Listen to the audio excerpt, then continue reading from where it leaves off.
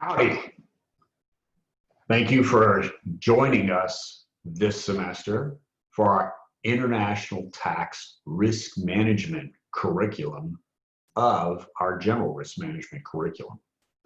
This short overview orientation is to show you the Canvas system, which we call a learning management system, and LMS acronym.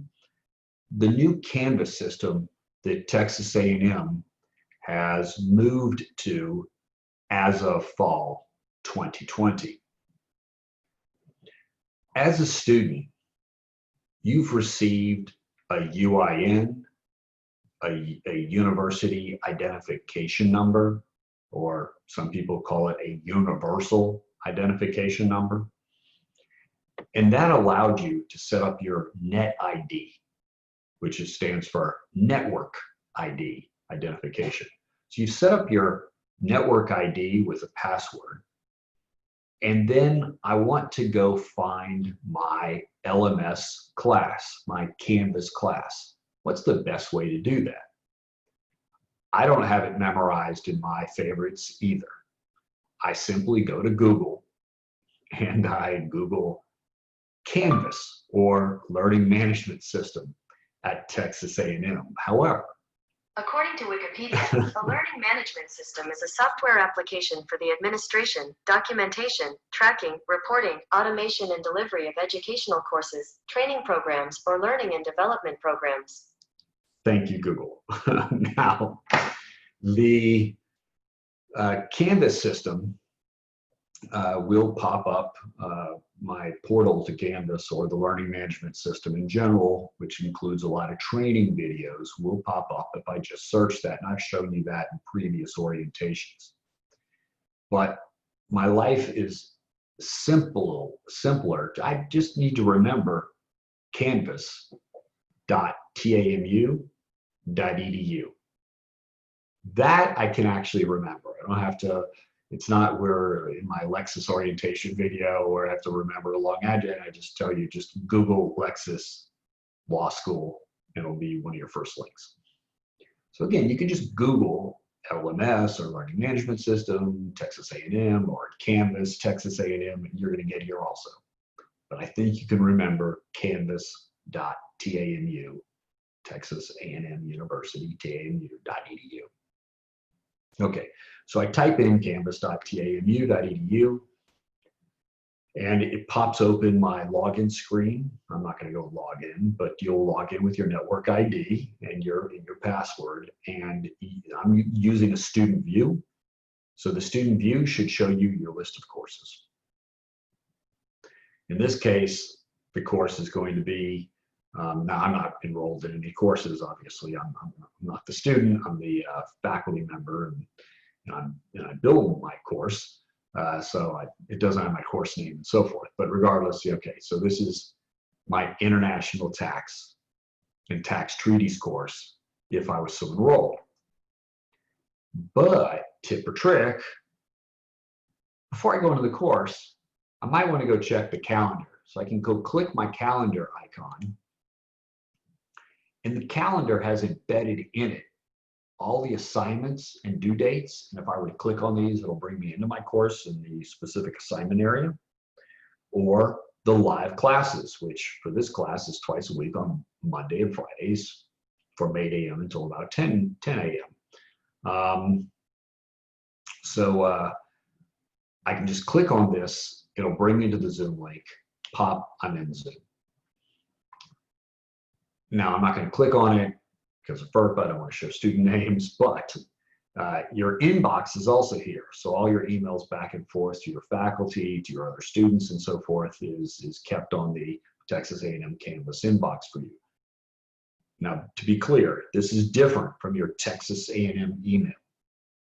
So if you send me an email on the Canvas inbox, which I encourage you to do for the Canvas courses, so I can keep them all in one place, it will send me, because of the way I've set up my Canvas under my own personal profile, it will send me a notification of your email with my content to my Texas A&M account. But I can't answer it from my Texas A&M account because the substance of your email, where you sent it from, was here in Canvas. So I can click on that Texas A&M email account email and pop me over here to Canvas. Obviously, I can just come to Canvas, click my inbox, and it helps me, at least as a faculty member, should help you as a student, to keep all your course emails in one area. So by example, Professor Burns, I had a question about courses in spring. Okay, don't use Canvas for that because that's not relevant to your fall 2020 International Tax and Tax Treaties course. You would send me that from your Texas A&M email to my Texas A&M email. But you're in Tax and Tax Treaties. I don't understand exactly the assignment date. Is it the 2nd or the 3rd of September? Send me that within the inbox. Okay. Now, if I click on the courses, it's going to bring me to this homepage. Every course homepage should look like this or more or less like this. Faculty have some ability to change around what this, I mean, they have a lot of ability. They can do with it what they want. But we encourage them to use the same format to make it easy for you, the students. But by example, I question myself. Do I really want to have learning modules, of course, down here at the bottom of these big print things? Maybe I can use that better use, other material. Maybe I can have my orientation video there instead. Because it's this, same information, learning modules is right here on the left-hand side of the screen. It's superfluous to have it twice, but it's our model, and it's up to me to change it now. And I can put different boxes and link you to different areas or what have you. For right now, I'm just leaving it as it's been set up by our Office of Academic Innovation. They're experts in pedagogy, much more so than myself, and so they built it this way. Let me not mess with it. And the other faculty members, I've encouraged them, at least for this first year, just leave it be. And but if you want to be creative, and you'll see actually in some other courses of mine, I get a little creative. And okay, but generally the courses are all going to look the same. This menu on the left-hand side is going to look the same. However, by example, I move around. So I have, general, okay, announcements, syllabus, modules, that's how they're all going to fall. But as a faculty member, I can go in and change the order if I want to. I can put people up top and so on. So that as a student, that's what you see.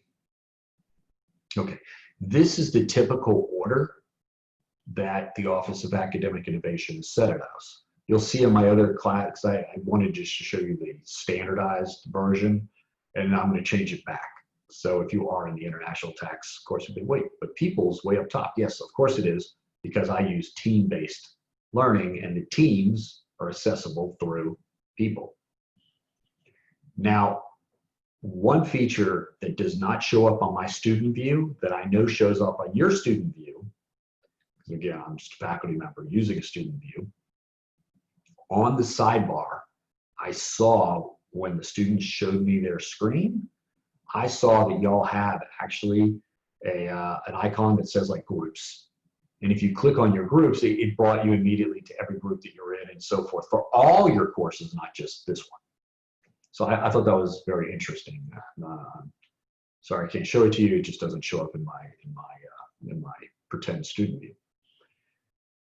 So when you enter a course for the first time, you're going to go into syllabus. But actually, you've already seen the syllabus, because when you were on Howdy and you enrolled for the course, you probably downloaded the syllabus right there from Howdy. It didn't change. So I encourage you to cut to the chase and go straight to the modules. Your first module is always going to be the orientation module. It's always going to start, welcome, begin here.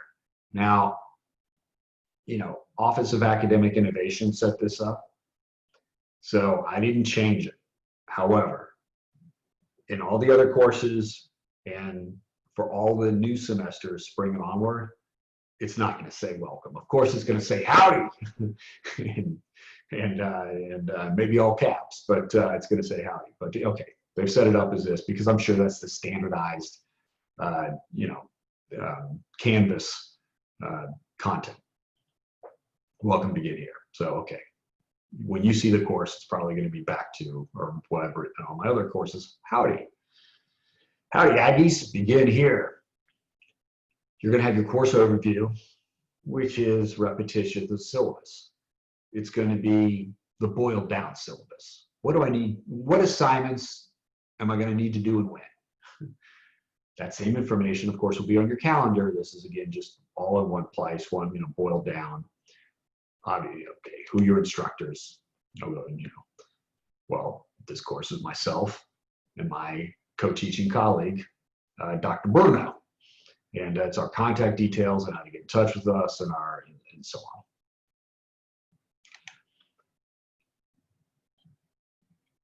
Course questions. You know what? I read the syllabus, but I don't really understand. Is it 5 assignments or 6? Are the assignments all based on team, or are some of them individual? I would click on my course questions board, which is a discussion forum, which I can also get to by clicking discussions. But I would get to my course questions board. I would click on that and then enter a question into the course discussion board. I'll show it to you. I can't go into a discussion forum because it'll show you student names, but I could go here and then I would, I want to reply. Do you have any questions? I do. I have questions. So I click reply, enter my information, post reply. It's going to send me a notification that you've done this, and then I'll come in and answer it for you. Okay, back to modules.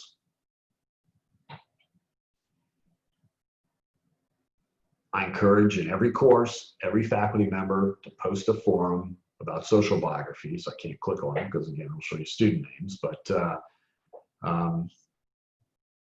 when you come into a course, do click on the social biography forum. In fact, if there's one thing you can do right up front, click on modules and click on social biography forum. Before you look at the syllabus and assignments, click on your social biography forums and post your social biography so that all the students can get to know you, you can get to know the students, the faculty, blah, blah, blah. Okay.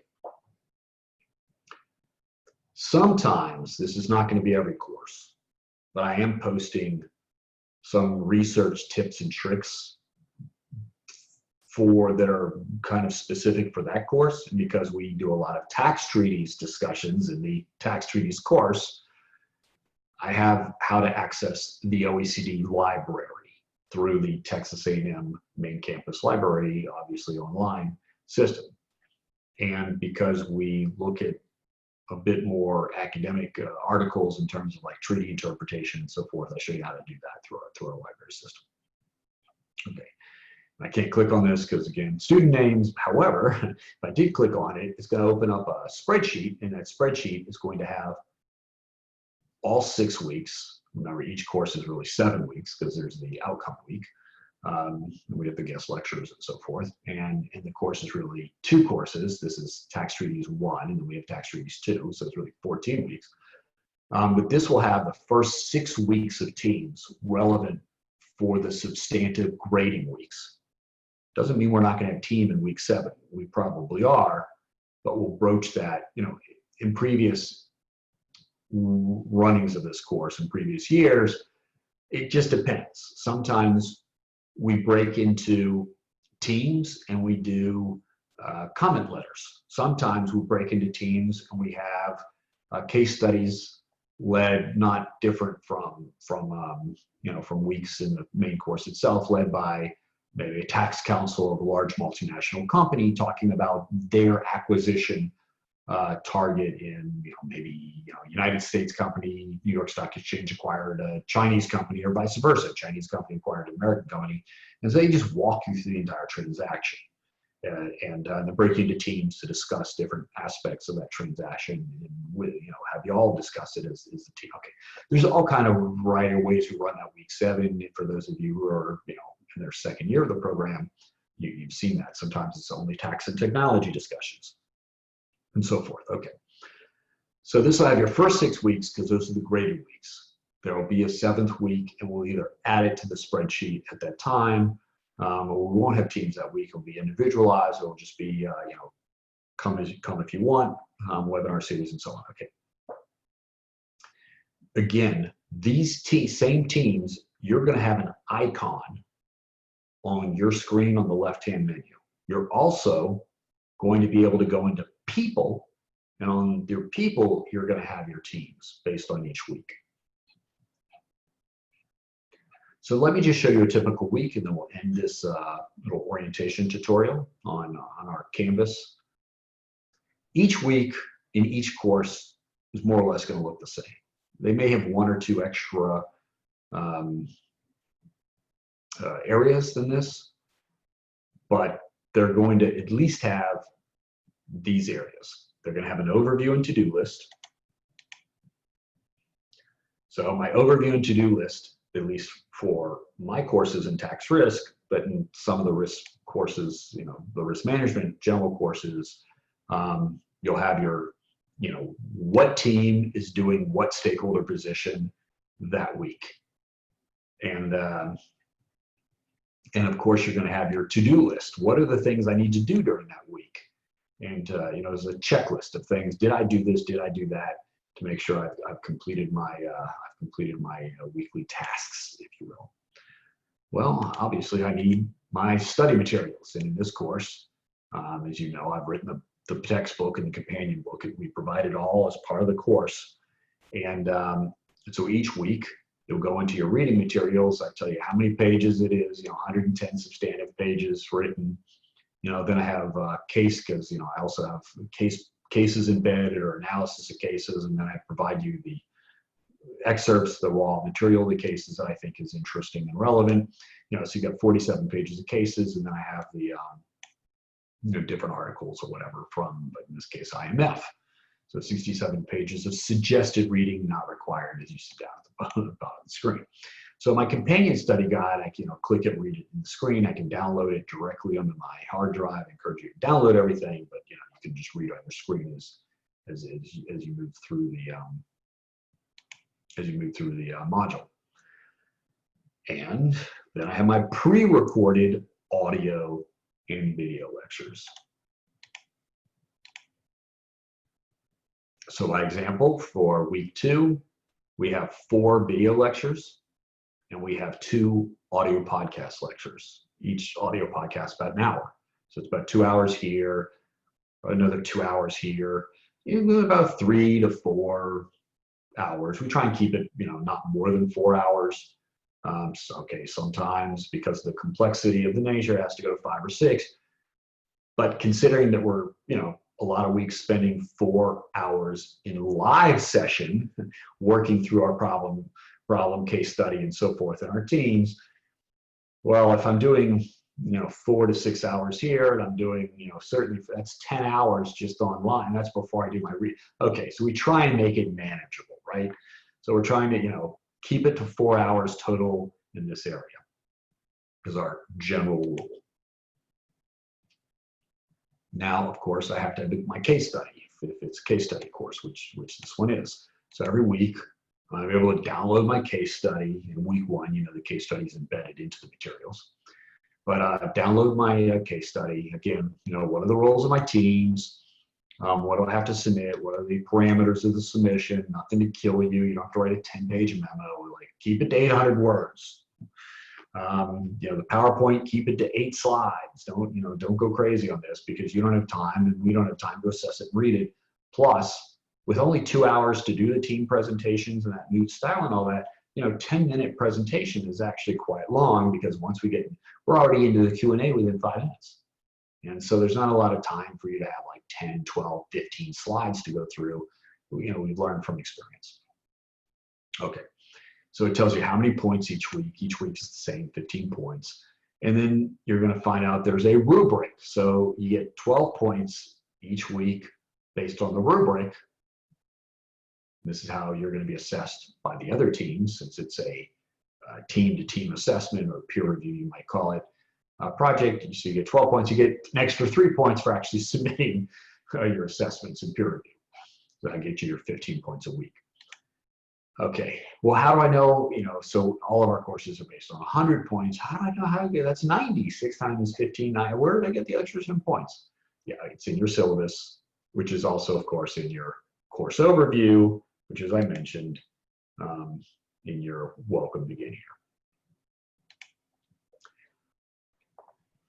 So team peer review, I can upload right here. It'll go directly to Bruno and myself, so that we can read all your assessments of each other, take your average score, and then we're going to give our own input. We have our own assessment. Just because everybody said it was great, or just because everyone said it was terrible, doesn't mean that you're going to get the worst or the best score. Bruno and I are still the faculty members and responsible for the grading. Your group work are getting discussion forums. So the group work just allows you to ask general questions of the case study if you forgot to ask them in your live session. So we encourage you, bring your questions to the live session.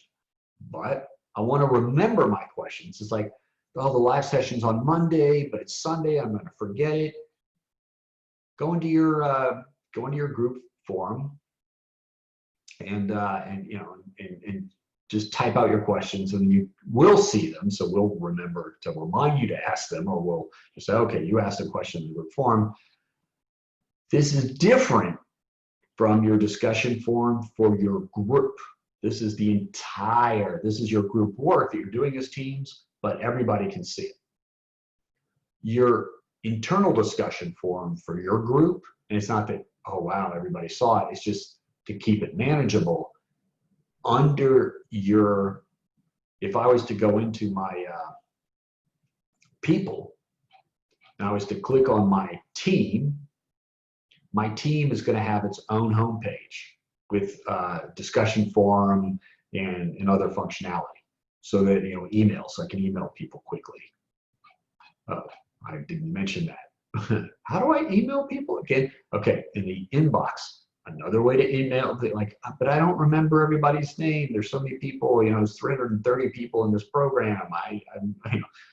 Okay, under people, you'll see the list of people. If you click on the name, it's going to give you their profile and their email address. And I can click on the email address, and it's going to open up an email in the inbox. Okay, so I want to attend my live Zoom class. I already showed you, you can do that right through the calendar, or I can click on the link here, poof, I'm going to be in Zoom. And finally, I missed class, or I want to review the live session, or I want to know what's coming up next week. Well, I can just scroll through all the modules since they're all available to you. But regardless, here in my wrap up, within hours of the class being finished, the recording will have processed and converted itself to an MP4, and so we'll post the recording directly to the wrap-up week, so you can go back and review it. Now, generally speaking, the recordings, you'll see the actual video embedded on the page. However, if the class was long, this was a long class, then the file is going to be too large. We can only upload 500 megabyte recordings. This was like a 700, 800 megabyte recording because I guess PowerPoint or what have you. That's really large file. Yeah. That sounds too large, but it is accurate. But anyway, it was a very large file. And it was 800 megabytes, and you can only upload up to 500 megabytes. So it was almost a gig. And so we put the link into your Google Drive. So it's just Google Drive. And so Google, plenty of storage capacity and all that, but the institution doesn't want us to just willy-nilly upload gig after gig after gig after gig of video, just blow their media server out. So we just link to it instead on our Google site. Finally, next week textbook. Again, I could just go to modules. I can just go down to 3 and, click reading materials, and voila, the reading materials and the pages, and it's all going to be there. Yet, in my week 2 wrap up, if I click the link, same place.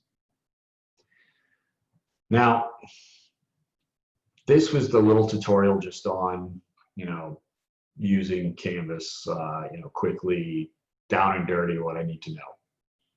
I need support. Remember from your other orientation that you have the IT help desk 24/7, 365. I don't know how to find it the same way that I do. TAMU, Texas A&M University. TAMU, IT help desk. Poof, one of the first links to come up.